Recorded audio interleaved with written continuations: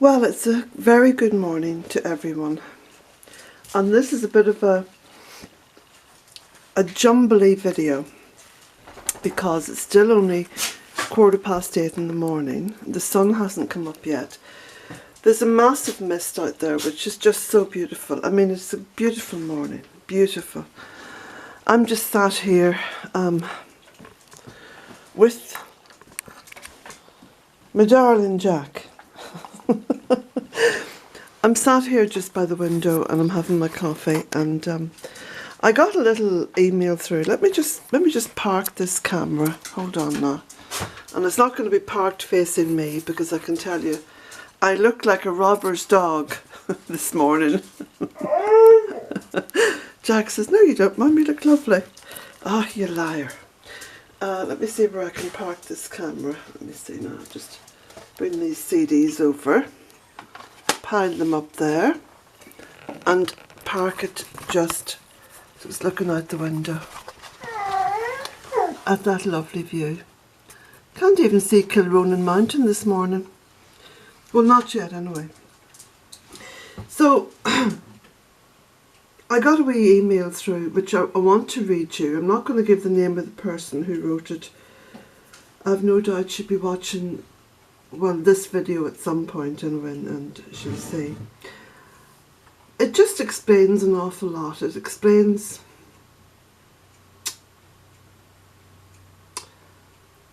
let me just put it this way. The whole of the Bealtaine project, which is now in its 14th year, is like a jigsaw puzzle that I don't have the picture to. I've got the picture to it in my head, and little bits of it are continually being put into place, you know, like a jigsaw puzzle goes. And so slowly the image is being unravelled, no, unravel's the wrong word. The image is being revealed. So this little email that I got this morning goes some way towards revealing even more of the image and what the Bealtaine project is all about. I'm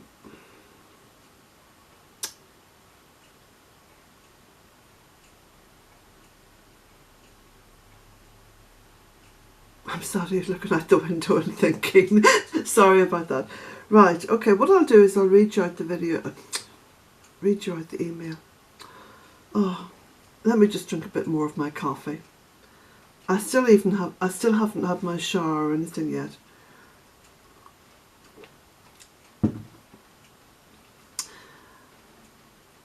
Before I read the email out, I've also got to say, Sammy Bear hasn't been well. I've had him to the vets. I brought him to the vets on Monday. He's got a bit of a problem with his teeth and his mouth, so he's probably going to need dental treatment. But anyway, sorted a few things out because he wasn't eating properly and he really wasn't well. So he's back home. He's eating properly. Things are looking up. Everything's okay. So, you know, blessings to Sammy Bear. Things are okay at the moment. Now, the other thing I wanted to mention was I want to thank so many people for the beautiful gifts that I've got over recent days, and the beautiful cards and the beautiful messages. It makes my heart sing. Off the top of my head now, I just want to say thanks to Lynn. Yeah, I got the little pendant. Thank you, Lynn. Thank you, Cornelia and Felix the cat. What a beautiful gift. I'm truly blessed. Thank you. I'm going to write down a list of everyone's names and read them out at a later video. But look, without further ado, I'll go to this email and then I'll take you out for a wee walk down to the pond where I have been working so hard this week clearing the pondweed. It's been the most glorious work because I love working. But I can tell you I'm exhausted. And last night both my hands were all red and swollen from having spent days with them immersed in the water in the pond, pulling weed. But anyway, we're almost there, as you'll see on this video, so bear with me. Now, okay. This is like a patchwork quilt, this video. Here we go. So, got this lovely email, and it really made me think, and you know, thank you.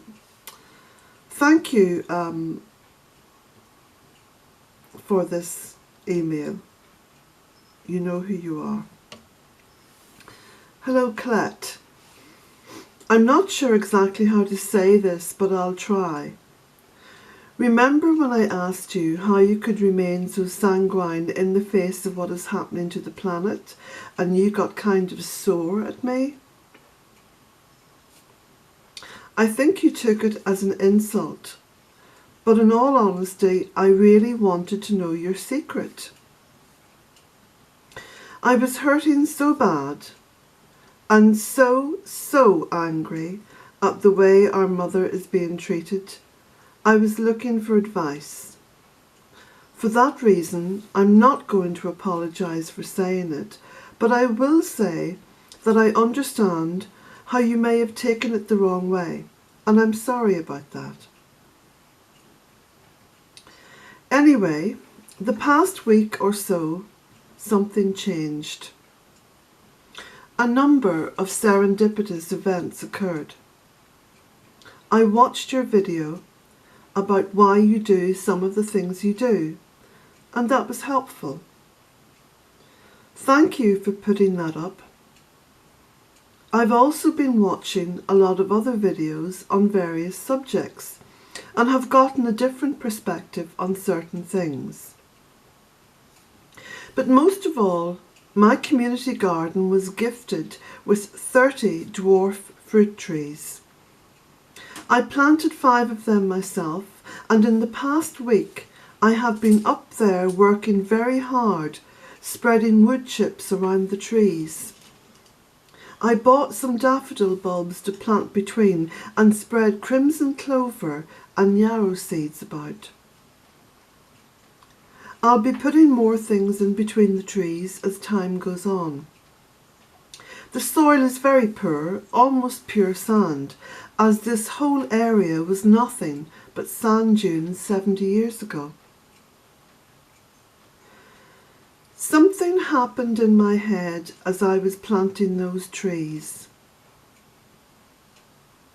Like a switch going off or on. I started thinking about you a lot and the things you say and how they tie in with some of the other videos I've been watching. And I felt deep love for those trees and the garden. I started seeing all the birds that come there and the butterflies and all the other signs of life, even at the driest, worst time of the year for us. And I remember your words, well, it's not dying here. And I realised the same thing was true at the garden. I think I've passed through the final stage of grief into acceptance, and I'm doing what little I can to help her. So thank you. You have helped me more than you know.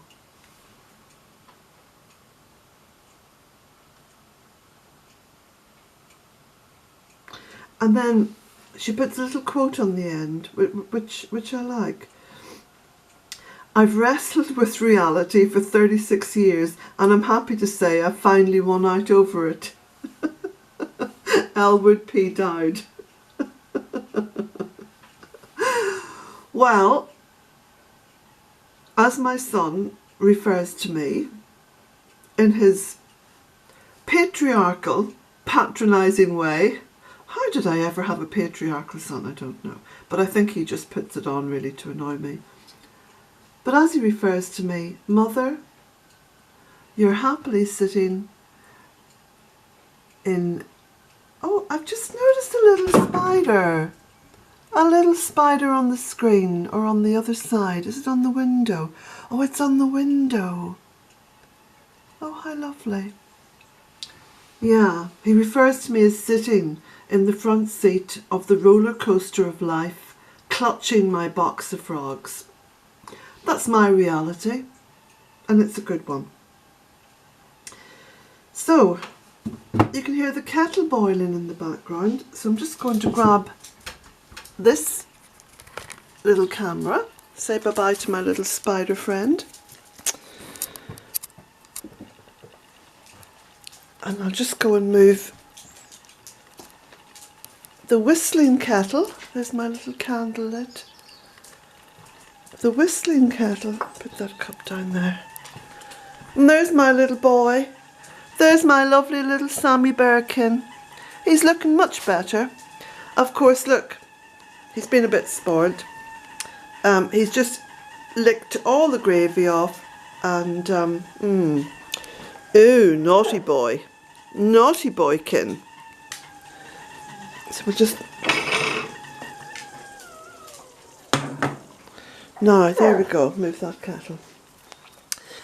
So, the wee candle lit there as well. I always light the candle in the morning and make some intentions for the day and think of a few people. And right, so we'll take you down to the pond. Yes, Sammy Bear, we're going down to the pond, darling. Oh, you handsome boy. And you're handsome too, Jack, yes. When he's not banging his snout on furniture. He says, it's because I've got a big snout, Mummy. A bit like myself. Now, let me just close this middle door. You're not going to get a glimpse of me in this mirror, I'll tell you. It's like I say, I looked like a robber's dog this morning. I just stuck the key in the door in case it closes on me. Because I have been locked out before. And I've had to break glass to get back in. Now look at this gorgeous morning. So, like I say, massive, massive amount of work down at the pond. And not just clearing the pond weed, but cutting back around the pond and getting a little bit of, oh, listen to the birds. Getting a little bit of light in. Look at this, isn't this a beautiful autumnal morning? And the cottage is sort of wrapped in mist. There's a dog barking somewhere up the valley. Little webs in front of my face as I walk. Just looking at this laurel.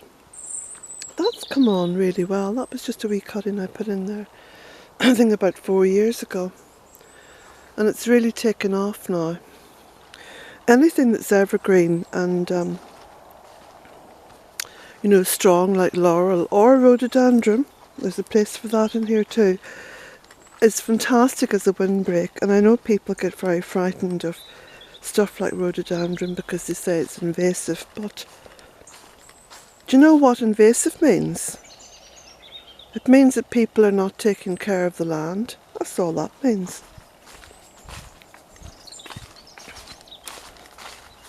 You can have rhododendron, you can have laurels,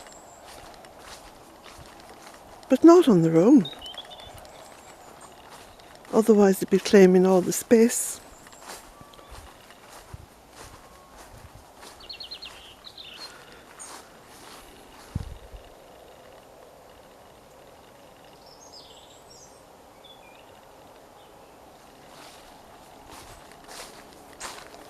Jack, Jack? Oh, there he is. I thought he'd gone down onto the road.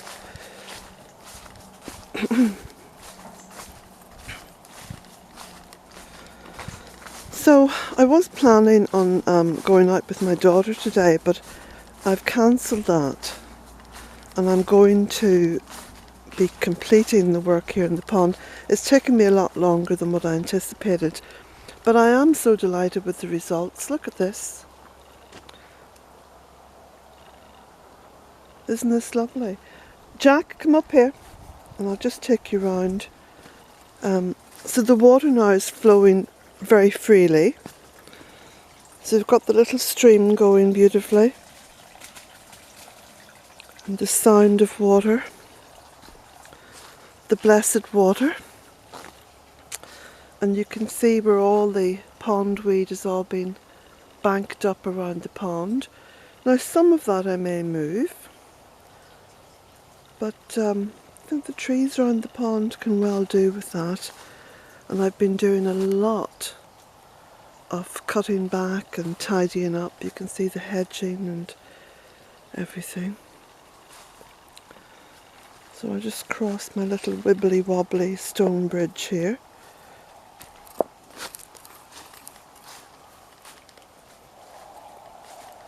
And you can see I've been trimming back all this, doing the chop and drop. Lots of dropping. And I'm walking through quite deep leaves now, which is lovely. So here we've got a big island off it left, so I've sort of worked around. You can see I've gone right round here. I've cleared it all the way up along this bank. And then I've gone right around the bank, because of course the banks, there was lots of brambles and everything growing down into it, and there's still a fair bit of cutting back to do, but overall you can see, and I can see more importantly, how much has been done, which is great. So I'm feeling the scent of success mixed in with a good dollop of madness, as I don't know anyone else in this part of the world who's going to be spending days on end immersed in a pub, in a pub, yeah, that's a Freudian slip, yeah, immersed in a pond, pulling and wrenching up masses of pondweed.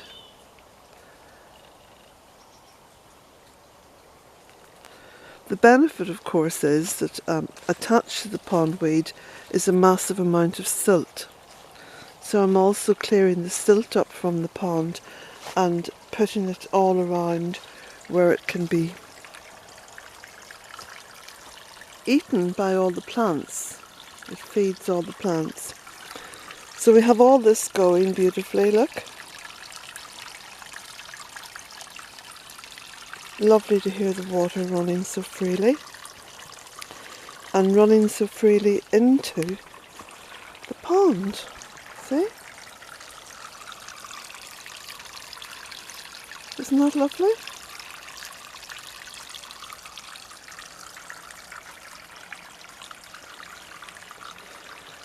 So as it warms up today, as it looks as though it's going to be a nice sunny day, I'm going to be perhaps later on, around lunchtime or so, I'll be back in the pond pulling weed.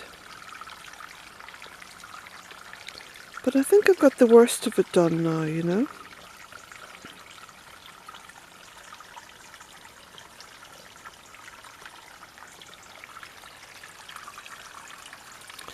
And of course all this water is flowing from the spring well.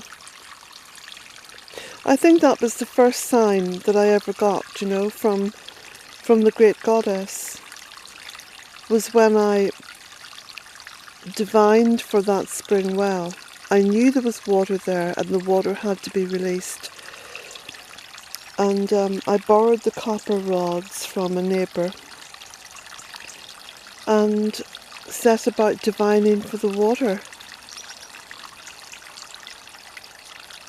and digging down through the earth and then digging down through rock, finally the water was released, and from that day to this it's flowed stronger and stronger, and it's cut out these little stream beds. I sort of dug out the stream beds to begin with, but the water has now channeled and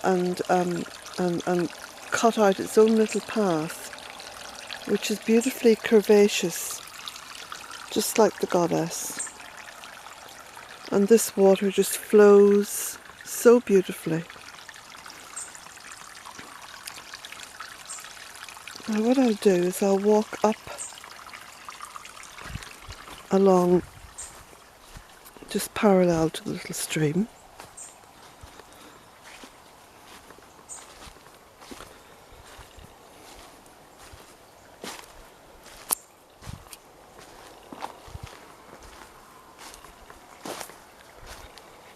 And you can see, of course, there's lots of sandy silt dumped down along here. I think what I'm going to do as well is I'm going to spend some time digging the silt out of the silt pond, because that's obviously got more than enough silt in it, and that's why so much silt is now moving down to the lower pond. So there'll be quite a lot of big projects this year. You can see now the water's kind of running over the top of the silt. So this silt pond is quite full.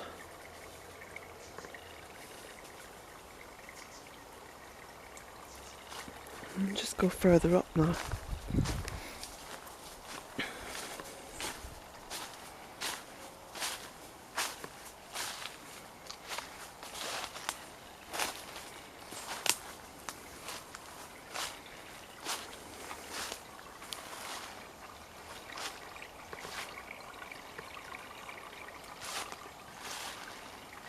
Of course, this is a beautiful little curvy channel.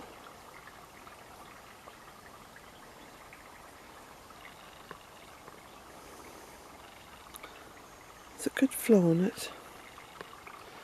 So I dare not cross this little bridge because it's liable to give way.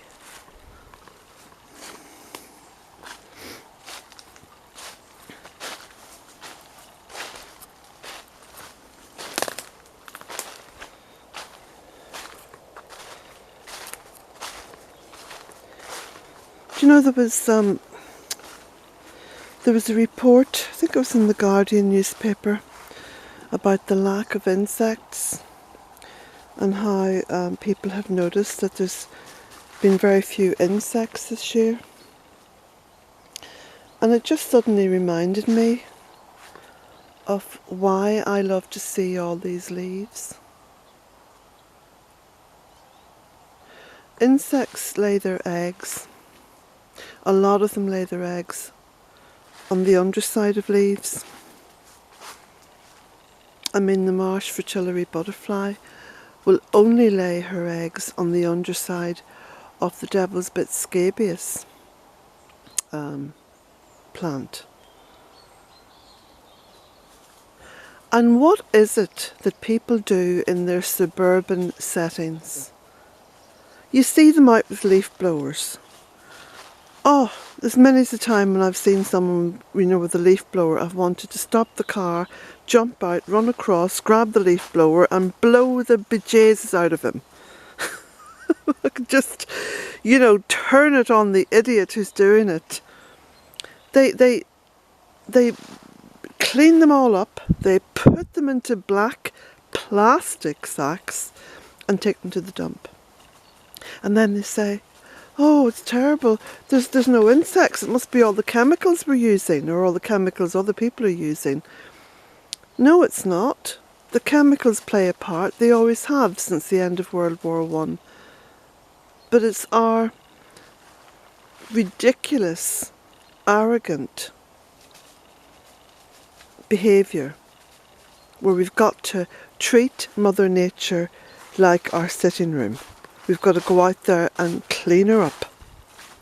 She doesn't need cleaning up. Leave her alone. She knows what she's doing. Mother knows best.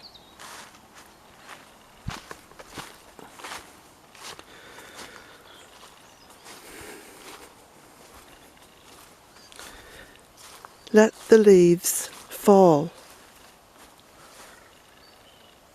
If you want to do a tidy up, gently rake them up or sweep them up and leave them in little piles in your garden. And come the spring and the summer, you'll be beautifully surprised with the amount of insects and butterflies and all the lovely little things that give life, that emerge in your garden. How's that for simplicity? Or of course we could complicate it with the arrogance of man who knows best. Well, look where that's got us. Look at the water cascading down from that spring well. Cascading down, flowing with abundance and life and vigour and joy. And there's the sun rising. There's little webs everywhere. Don't know if you can see that little one. Ah yes, look at that. Look at that. Silken thread. Now, I shall keep this running until it just stops, because we're at 27 minutes now, I think. So it'll cut out at 29 something. Look at this. Beautiful abundance. Beautiful abundance. And here's the lovely well. Look at that. Bubbling up.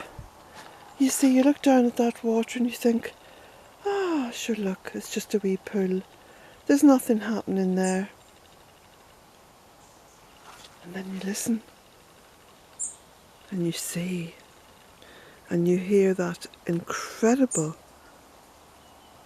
sound of the water cascading down towards the ponds.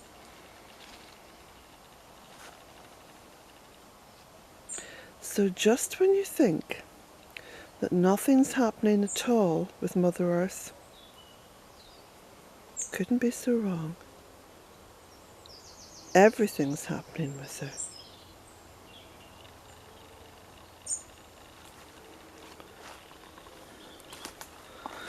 It's our fault that we can't see, as we don't listen, and we have our heads filled with arrogant, swollen nonsense about our own importance. We are only as important as all the other life. We sweep up the next generation of insects, we sweep them up on the leaves and we bag them up in plastic and we take them to a municipal dump. And then we wonder why our world is in the state it's in.